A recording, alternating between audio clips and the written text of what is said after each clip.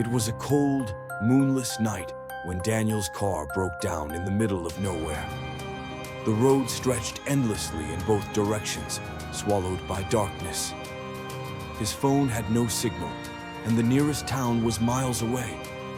But what unsettled him the most was the dense forest on the side of the road, the way the trees swayed, even though there was no wind. He sighed, grabbing a flashlight from his glove compartment.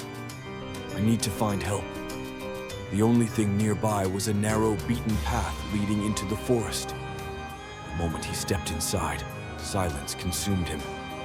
No crickets, no rustling leaves, just the sound of his own breathing. He kept walking, his footsteps crunching against the dead leaves. Then he heard it. A whisper. Soft, almost gentle. Daniel. His heart stopped. He swung the flashlight around, but there was nothing. Just trees, just shadows. He tried to convince himself that he had imagined it. He walked further. The whisper came again. Closer. Daniel turned back. His throat tightened. How did they know his name? His hands trembled as he pointed the flashlight in every direction. His breath turned ragged. The trees, they looked different now. Their twisted branches resembled grasping fingers. The air was thick and heavy, like something was pressing down on him. Then, a shadow moved. Something darted between the trees.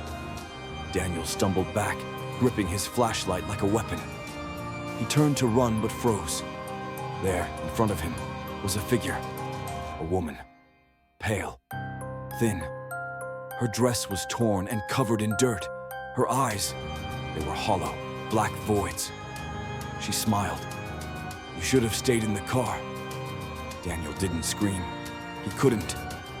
His breath hitched as she moved without moving. One moment, 10 feet away, the next right in front of him. A cold hand touched his face, and the flashlight died. Darkness swallowed him, and the whispering never stopped.